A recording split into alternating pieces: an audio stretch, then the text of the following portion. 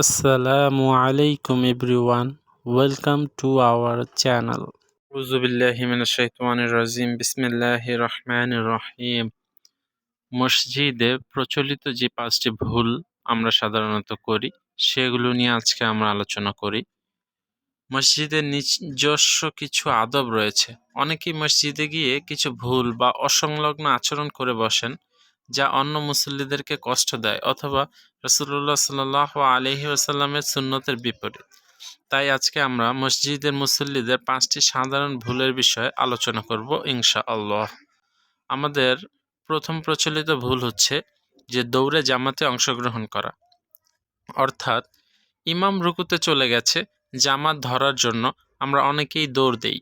এই কাজ রাসূলুল্লাহ সাল্লাল্লাহু আলাইহি ওয়াসাল্লাম পছন্দ করতেন না, তাই এ ব্যাপারে তিনি সাহাবীদেরকে নিষেধ করেছেন।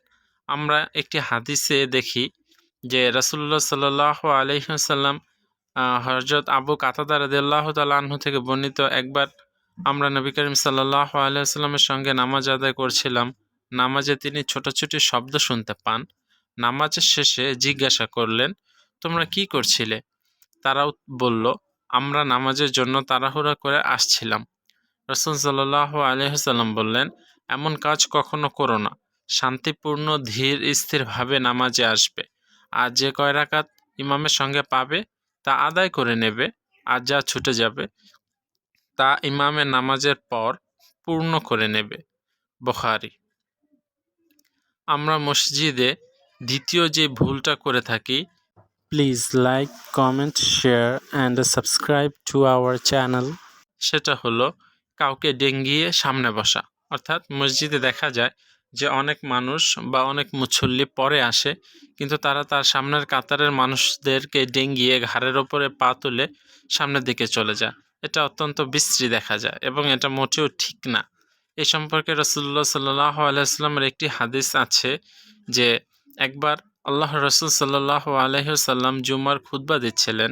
এক লোক সবার ঘাড় ডিঙ্গিয়ে সামনে আসছিল।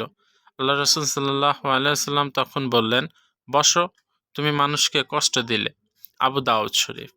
আমরা মসজিদে সাধারণত তৃতীয় যে ভুলটা করে থাকি সেটা হলো কাতার পূর্ণ না করা। মসজিদে কাতার পূর্ণ করার নিয়ম হলো যে প্রথমে ইমামের পেছনে, সোজা পেছনে দাঁড়াবে, তারপরে ডানে এবং তারপরে বাঁয়ে সমানভাবে মুসল্লি যোগ হতে থাকবে। এভাবে এক কাতার পূর্ণ হলে একই নিয়মে পরবর্তী কাতার পূর্ণ করবে। এই নিয়মের বিপরীতে গিয়ে এক কাতার খালি রেখে যদি পরের কাতারে দাঁড়ানো হয় বা শুধু এক পাশ থেকে দাঁড়ানো হয়, তাহলে সেটা হবে সুন্নতের খেলাফ। আমরা মসজিদে যে ভুল করি তার মধ্যে চতুর্থ ভুলটি হলো যে তাকবীরে তাহরিমা না পড়ে রুকু করা। প্রচলিত আরেকটি ভুল এটি। তাড়াহুড়া করে এসে দেখলো যে ইমাম সহ মুসল্লিগণ রুকুতে চলে গেছে, তাই সে আল্লাহু আকবার বলে রুকুতে চলে যায়।